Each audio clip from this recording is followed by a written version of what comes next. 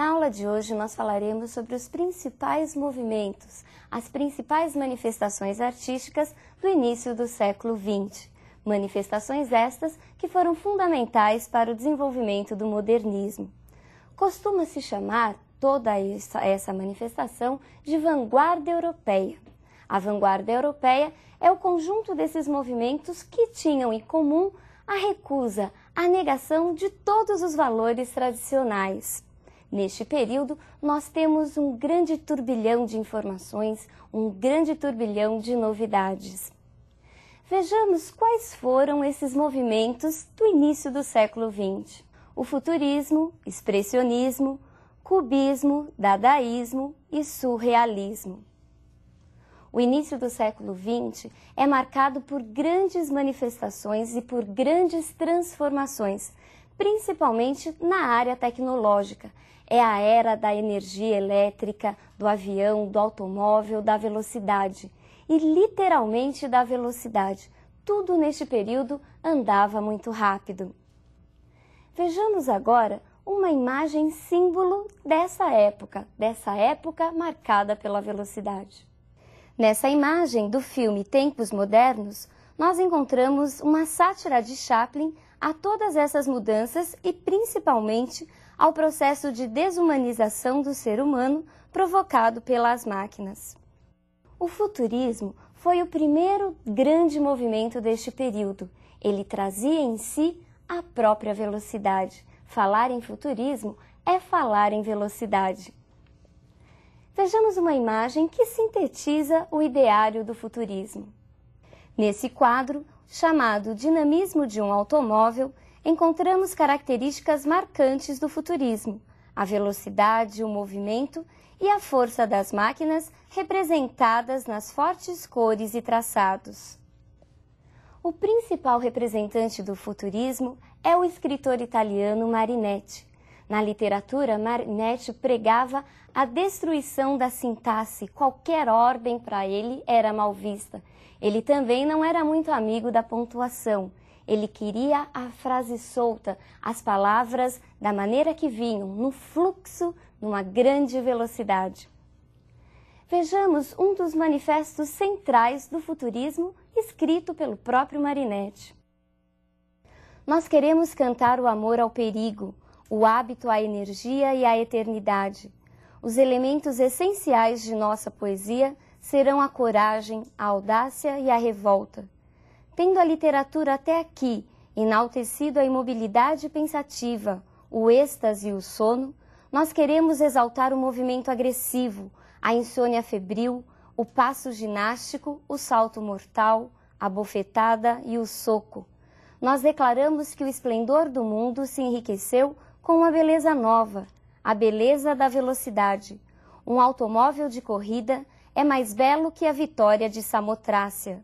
Nós queremos glorificar a guerra, única higiene do mundo, o militarismo, o patriotismo, o gesto destrutor dos anarquistas, as belas ideias que matam e o menosprezo à mulher. Nós queremos demolir os museus, as bibliotecas, combater o moralismo, o feminismo e todas as covardias oportunistas e utilitárias.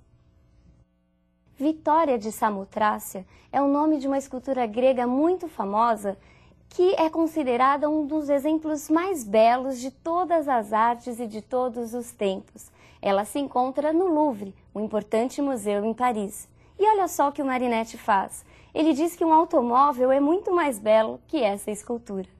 Um outro movimento do período, ele tem origem alemã. É um movimento que prega a expressão do mundo interior, a expressão da subjetividade. E por ser a expressão a grande marca desse movimento, ele recebe o nome de expressionismo.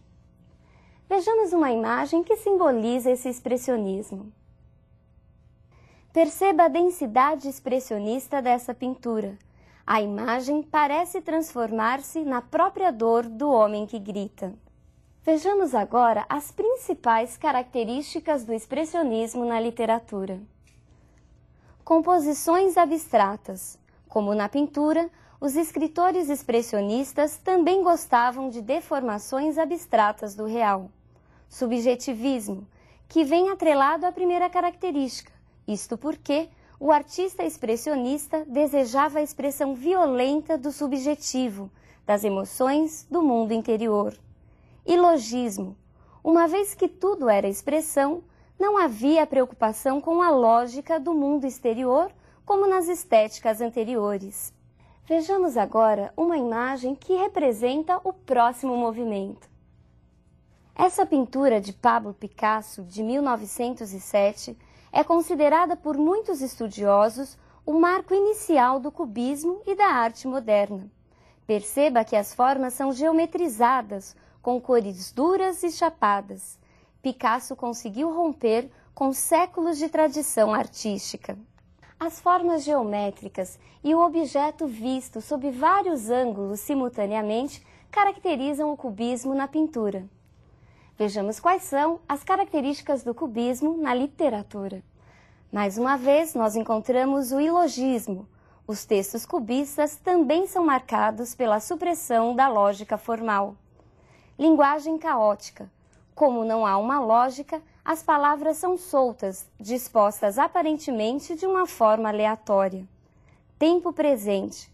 Para o escritor cubista, ansioso por viver o seu tempo, o tempo presente, tudo passa a ser tema da poesia, como, por exemplo, viagens, paisagens e visões exóticas. E, por último, o humor, muito comum nos textos cubistas, provocado não só pelas ironias, mas também pela própria disposição gráfica das palavras. Vejamos agora uma imagem do próximo movimento da vanguarda europeia. Perceba nesse quadro, chamado É o Chapéu que Faz o Homem, a justa posição dos objetos, associados livremente. A liberdade artística foi uma grande característica do movimento chamado dadaísmo. O dadaísmo é considerado por muitos estudiosos o mais radical, o mais rebelde dos movimentos desse período, a começar pelo próprio nome.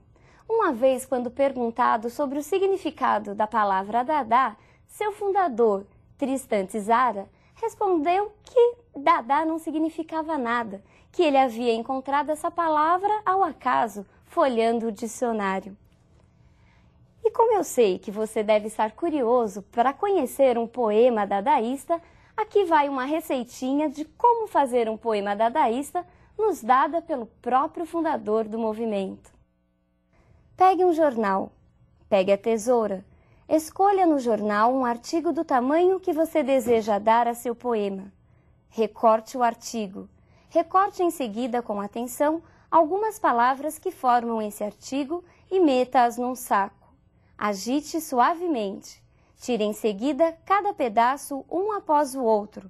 Copie conscienciosamente na ordem que elas são tiradas do saco.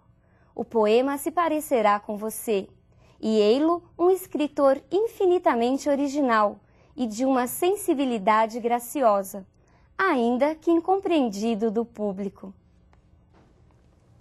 Fácil, não? Construir poema desse jeito todo mundo gostaria.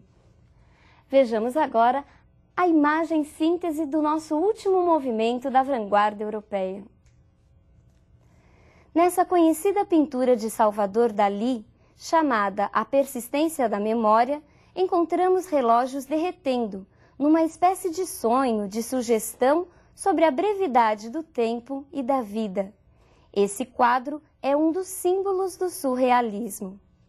Influenciados pelos estudos do Freud, os pintores, os escritores surrealistas valorizavam muito o sonho, o irreal, também não se preocupavam muito com a lógica. As coisas fluíam à medida que também partiam do interior. E para ilustrar esse surrealismo, nada melhor do que ler um texto surrealista. Era uma vez uma realidade. Com suas ovelhas de lã real, a filha do rei passou por ali e as ovelhas baliam que linda que está a realidade. Na noite era uma vez uma realidade que sofria de insônia. Então chegava a madrinha fada e realmente levava-a pela mão. A realidade.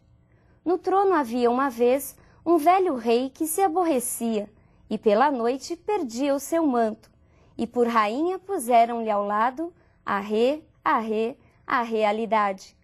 Cauda, dade, a reale, dade, a realidade. A real, e dade, da reale, ali, a realidade. Era uma vez a realidade. Perceberam que diferença? E é justamente isso, diferença, rebeldia, negação, as características marcantes da vanguarda europeia. E para que você não se esqueça, lembramos cronologicamente a ordem desses movimentos. Nós tivemos, primeiro, o futurismo, a velocidade com Marinetti, depois o expressionismo, a expressão do eu, do interior das pessoas, em seguida, o cubismo, as formas geométricas, as palavras em liberdade. Em seguida, o dadaísmo, considerado o mais rebelde dos movimentos. E, por último, o surrealismo, que traz o sonho a partir dos estudos de Freud. Esses movimentos serão decisivos para o próximo movimento estético literário que nós estudaremos. Nas próximas aulas, nós estaremos falando do modernismo, não só em Portugal, mas também no Brasil.